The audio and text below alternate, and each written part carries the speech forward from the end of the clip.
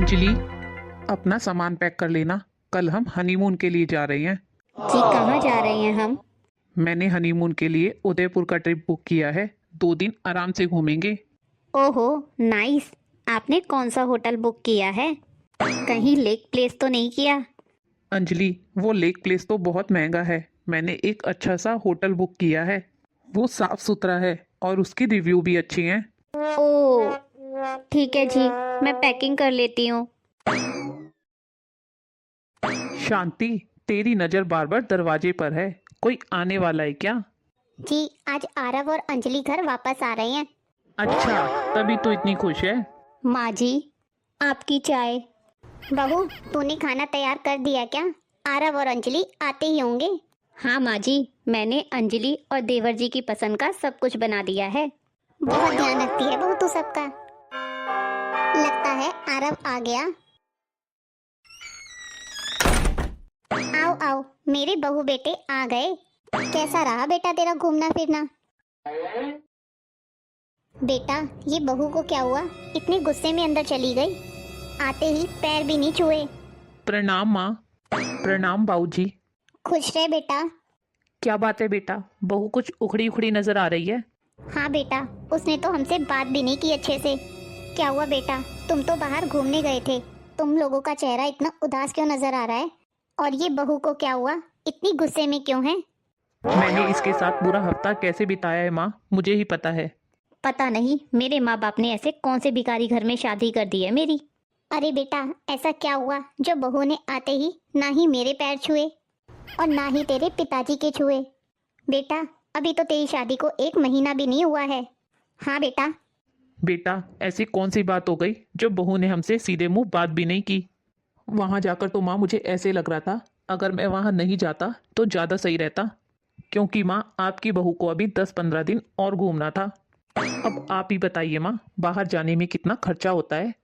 वहां के होटल भी कितने महंगे होते हैं। अरे बेटा, कम से कम एक बार फोन तो कर देता मुझे। अगर तेरे पास पैसे नहीं थे तो मैं भेज देती यहाँ से। पर बहू को बेटा ऐसे नाराज करना ठीक नहीं है।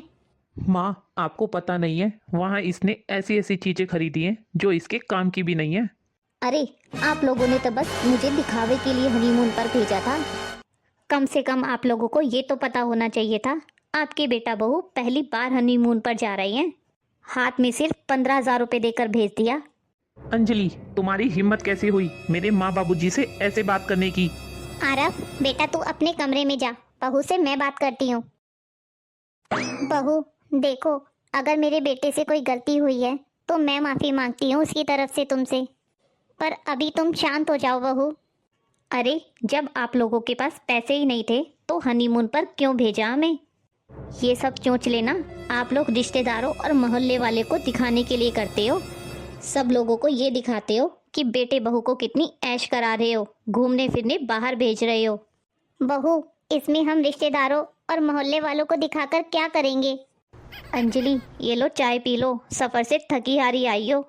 भाभी, आपको शर्म नहीं आती? आपने ये कप की शक्ल देखी है, कितने गंदी दिख रही है। नहीं नहीं अंजलि, कप गंदा नहीं है, मैंने तो अच्छे से कप साफ करके तुम्हारे लिए चाय डाली है इसमें। आप ही पीजिए ये चाय, मुझे तो ये कप देखकर ही उल्टी आ रही है, तो मैं ये चाय कैसे पीऊंगी? बहू, लाइए चाय का कप मुझे दे दे और तू जाके किचन में काम कर ले। देख लो जी, इसलिए मैं कह रही थी ज्यादा पैसे वाले घर की लड़की लेना भी अच्छी बात नहीं है। अरे, मैंने तो सोचा था शादी के बाद मेरा बेटा खुश रहेगा। मम्मी जी, मैंने सारा खाना बनाकर तैयार कर दिया है, आप देवर जी और अंजलि को भी बुला लीजिए। बहू, छोटी बहू के रंग ढंग देखकर तो मेरी सारी भूख प्यास मिट गई है।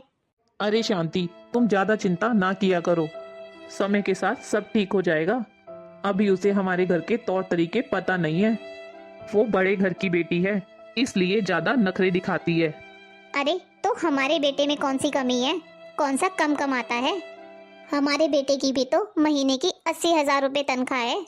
पता नहीं मेरे माँ बाप ने क्या देख कर दे दिया इस घर में। क्या हुआ बहू, तुम इतना शोर क्यों मचा रही हो?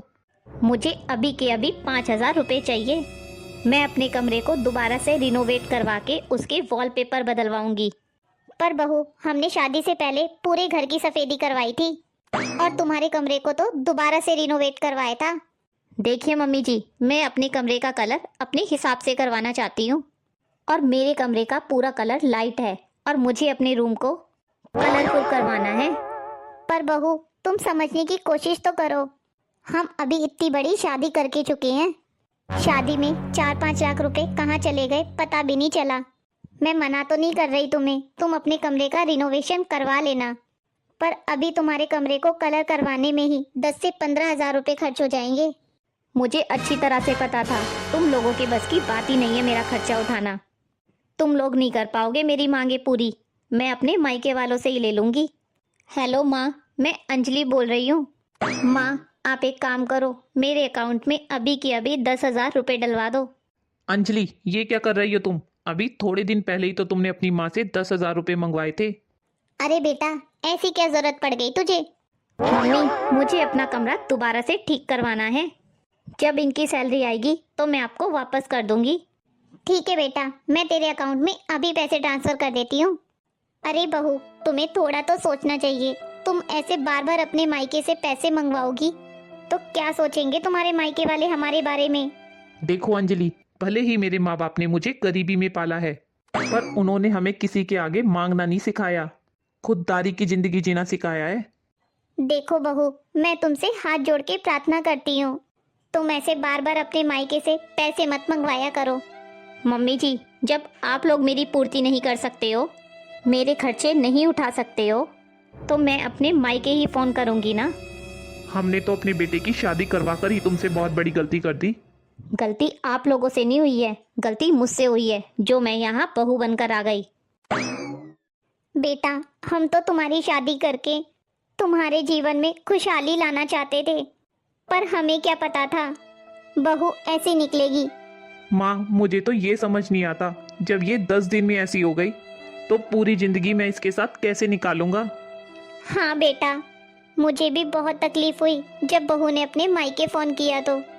मैं बहू के मम्मी पापा से बात करूंगा कि वो बार बार अपनी बेटी के अकाउंट में पैसे ना भेजा करें। हम लोगों ने तो उनसे दान दहेज में 1 रुपया भी नहीं मांगा। माँ, जहाँ हम घूमने गए थे वहां पर भी ये सही से नहीं रहती थी, इसका मुंह ही बना रहता था, कभी ये दिला दो कभी वो दिला दो, मुझे यहाँ जाना है मुझे वहां जाना है। भैया, आप चिंता मत कीजिए, धीरे धीरे सब ठीक हो जाएगा। भाभी, मुझे नहीं लगता सब कुछ ठीक हो जाएगा। अरे बेटा, तू चिंता मत कर, अगर तुझे पैसों की और जरूरत है तो मैं और भेज दूंगी तेरे अकाउंट में। माँ, जो आपने पैसे भेजे थे उनसे मैंने अपना कमरा तो ठीक करवा लिया है। जो कलर मुझे पसंद था मैंने उसी हिसाब से अपने कमरे का कलर करवा लिया। माँ, मुझे तो इन लोगों की किचन ही पसंद नहीं आती है, मैं तो सोच रही हूँ किचन भी अपने हिसाब से बनवा लूँ, जैसी आजकल किचन सब घरों में होती है।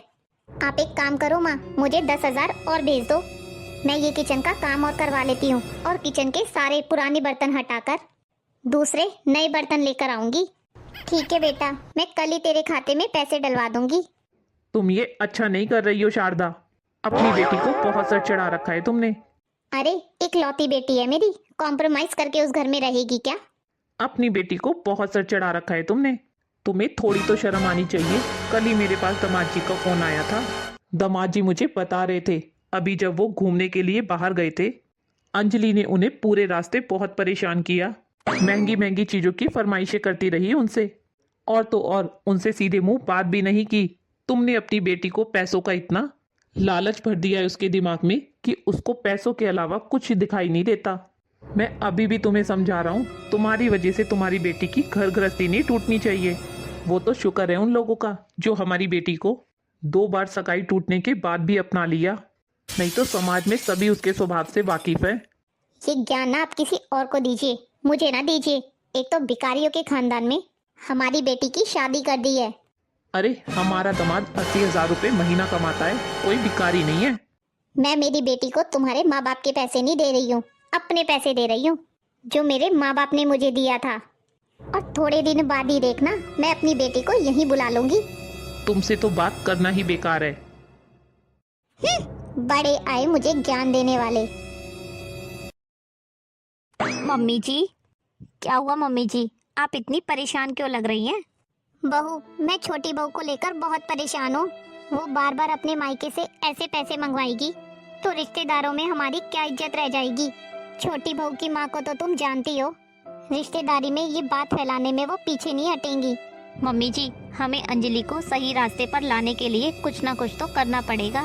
पर बहू, ऐसा क्या करें जो उसे समझ आ जाए कि जितनी उसके पति की सैलरी है उसी में उसे खर्चा चलाना पड़ेगा। माँ जी, आप एक काम करिए। आ गई ना आपको मेरी बात समझ?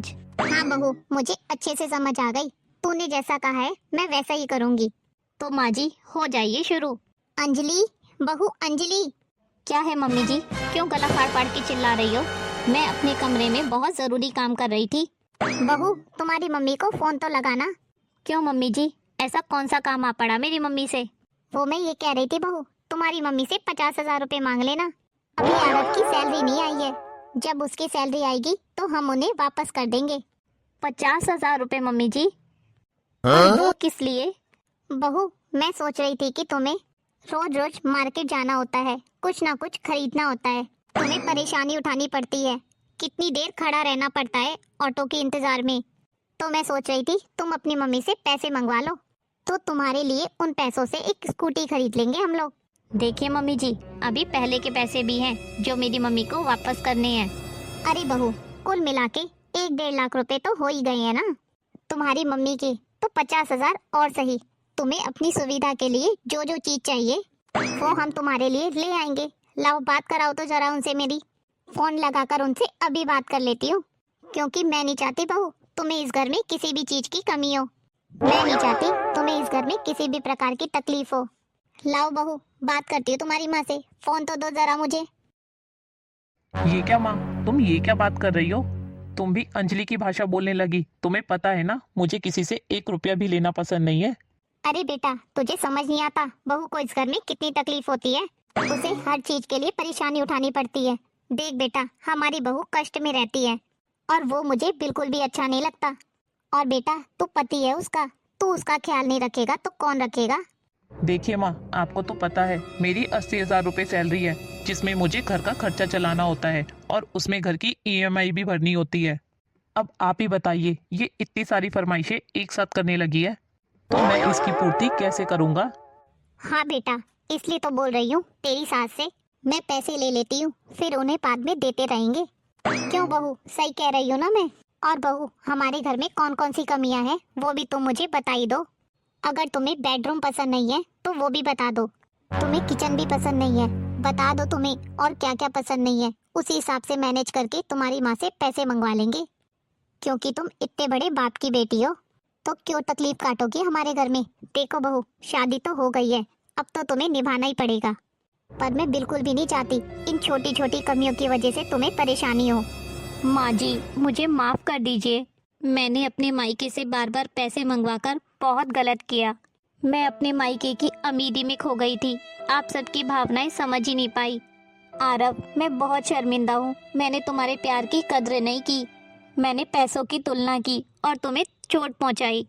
पर अब मुझे समझ आया है, महंगे होटलों से ज्यादा कीमती है एक सच्चा पति।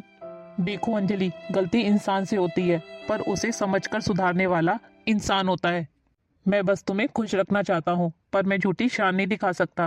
अब समझ आया बहू, घर पैसों से नहीं प्यार और समझ से चलता है। आरव ने अपनी हैसियत के हिसाब से तुम्हें सबसे अच्छा देने की कोशिश की, लेकिन तुमने उसे ठेस पहुंचाई और हमें भी। बहू, दुनिया सिर्फ पैसों से नहीं चलती, सम्मान, व्यवहार और दिल, ये असली अमीरी है। मुझे मेरी कीमत समझ आ गई माँ जी, और अब से मैं तुम्हारे साथ खड़ी रहूंगी, तुम्हारी हैसियत में तुम्हारे साथ। बहू, अमीरी का मतलब सिर्फ पैसा नहीं, अमीरी दिल में होती है। और जो इंसान अपने हैसियत के अंदर तुम्हें खुश रखने की कोशिश करे, उससे बड़ा अमीर कोई नहीं। सही कहा माँ जी आपने।